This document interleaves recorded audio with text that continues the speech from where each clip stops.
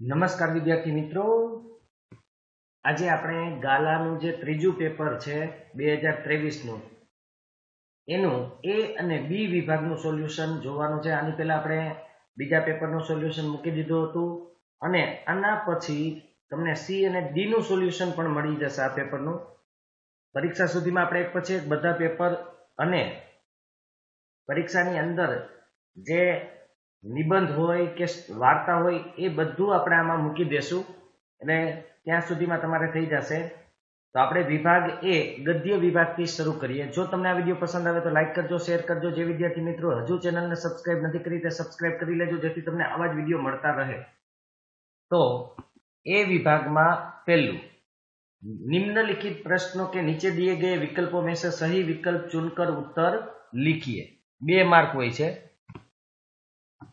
First, धन ही जीवन का नियंत्रक तो परिबल। यह किसी आदमी की करवट न थी, किसकी करवट थी? भाग्य। सही विकल्प चुनकर रिक्त स्थानों की पूर्ति कीजिए। गांव में राशन वितरण का काम खाली जगह करता है सहकारी मंडली। मालती ने बिंदु को खाली जगह में खाना खिलाया चौके में। निम्नलिखित वाक्यों में से सही वाक्यांश चुनकर पूरा वाक्य फिर से लिखिए। તમારે ફરીથી વાક્ય લખવાનું છે, યાદ રાખજો। અહીંયા મેં ડાયરેક્ટ ટિક કરેલું છે પણ તમારે ફરીથી લખવાનું છે। राम प्रसाद बिस्मिल ने वकालत नामे पर पिताजी के हस्ताक्षर नहीं किए क्योंकि आ लखी અને એની પાછળ આ તમારે લખવાનું રહેશે। પણ અત્યારે હું ટિક કરી દઉં છું ખાલી કે ब उनकी दृष्टि से वह धर्म विरुद्ध था।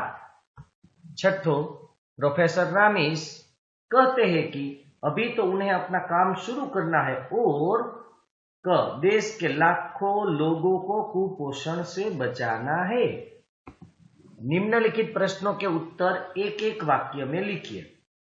7, फ्रांसीसी लेखक आंद्री गिद ने क्या लिखा है? उत्तर, खुश रहना केवल एक जरूरत नहीं है, यह एक नैतिक उत्तरदायित्व भी है। आ फ्रांसीसी लेखक आंद्री गिदे लखेलू है। सुधा मूर्ति महिलाओं की सफलता पर क्या कह उठी?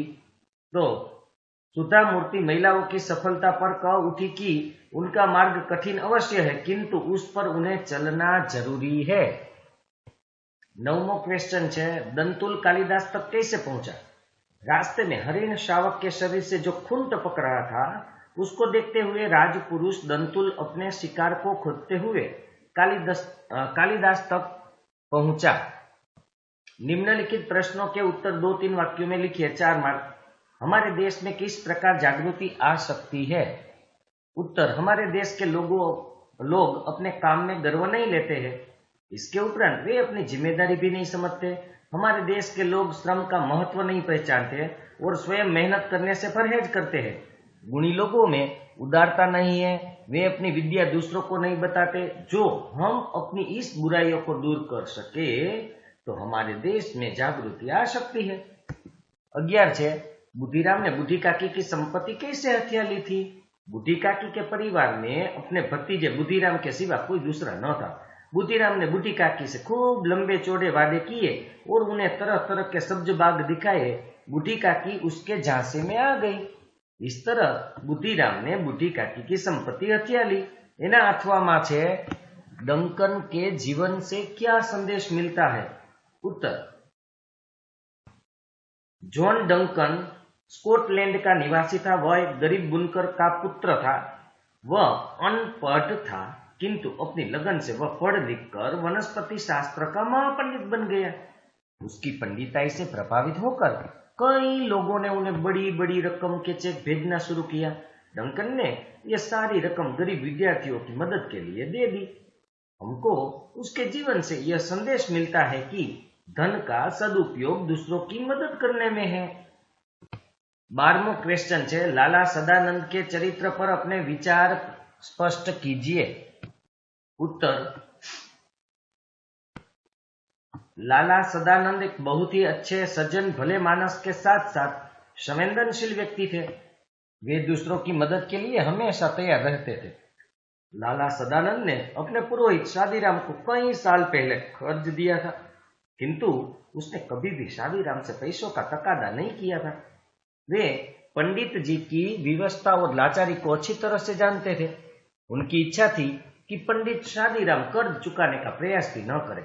उन्होंने शादीराम की मदद करने हेतु एल्बम बनाने को कहा और उस एल्बम का विज्ञापन भी दिया। शादीराम का कर्ज उतारने के लिए उन्होंने खुद ही एल्बम खरीद लिया। जब पंडित शादीराम ने उनके पास एल्बम देखा तो झूठ बोले कि एल्बम मैंने कलकत्ते के सेठ से खरीद लिया है, क्योंकि वे शादीराम के आत्मसम्मान को ठेस नहीं पहुंचना चाहते थे। इस तरह लाला हर हमेश दूसरों की मदद करने को तैयार रहते थे।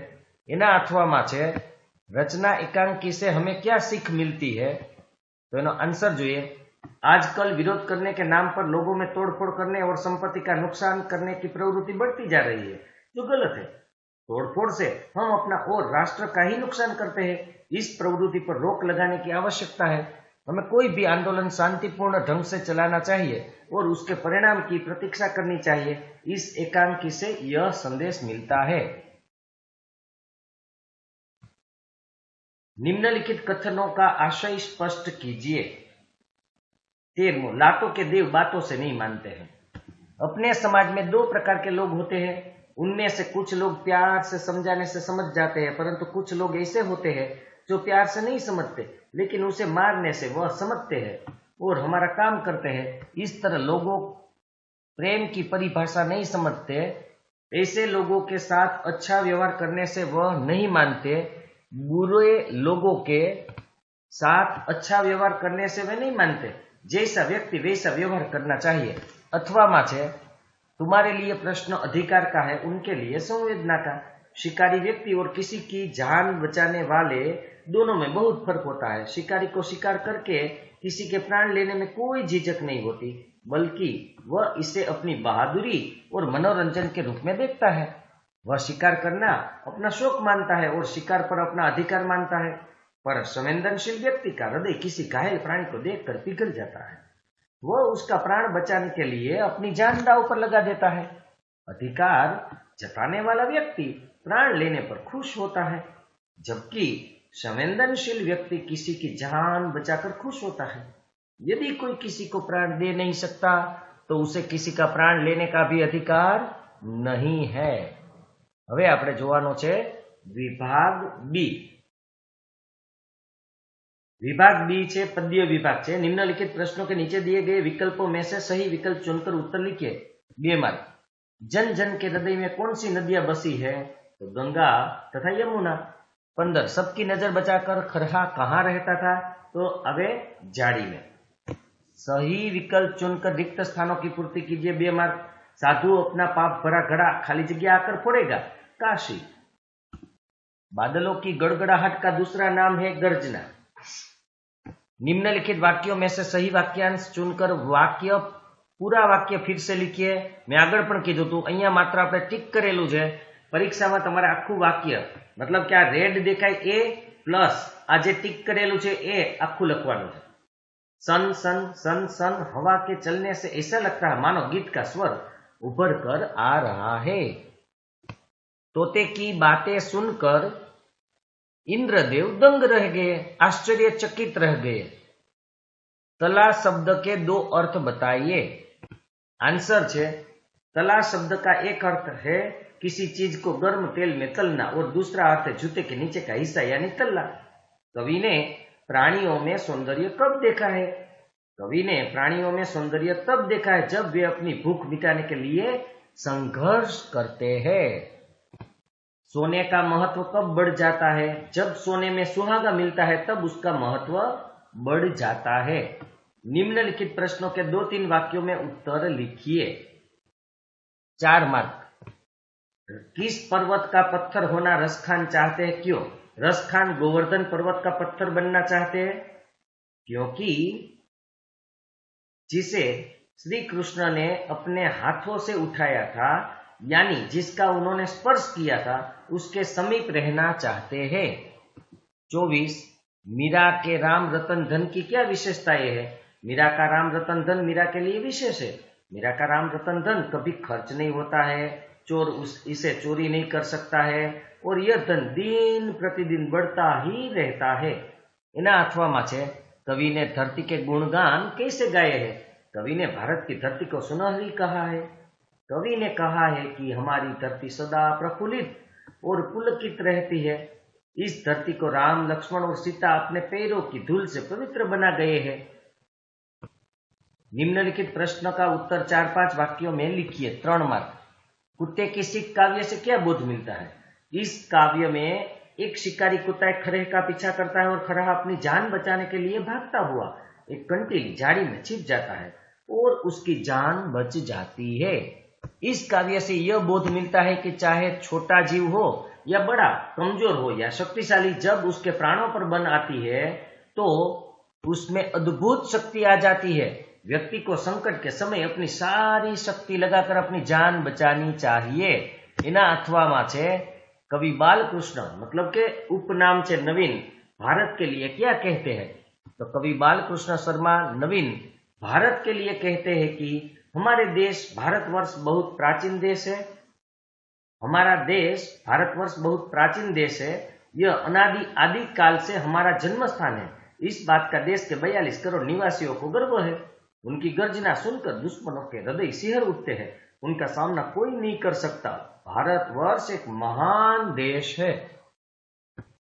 निम्नलिखित पंक्तियों का आशय स्पष्ट कीजिए। 3 मार्क। हम है नवयुग के अग्रदूत, हम काल जलधि नाविक अभूत, हम साम्य दीप के नव प्रकाश,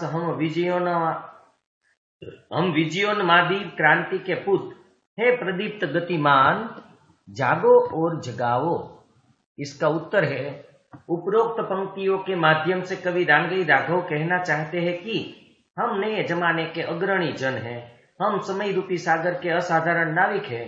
हम समानता का प्रकाश फैलाने वाले दीपक की ज्योति से निकले नए प्रकाश की भांति है। हम क्रांति करने वाले ऐसे सपूत हैं जिन पर विजय प्राप्त करने की धुन सवार है। हे गतिमान और प्रदीप्त जनशक्ति, तुम स्वयं जागो और दूसरों को भी जागरूक करो। इना अथवा छे, हाथ में हो गौमुखी, माला सदा हिलती रहे, नम्र ऊपर से बने, भीतर छुरी चलती रहे।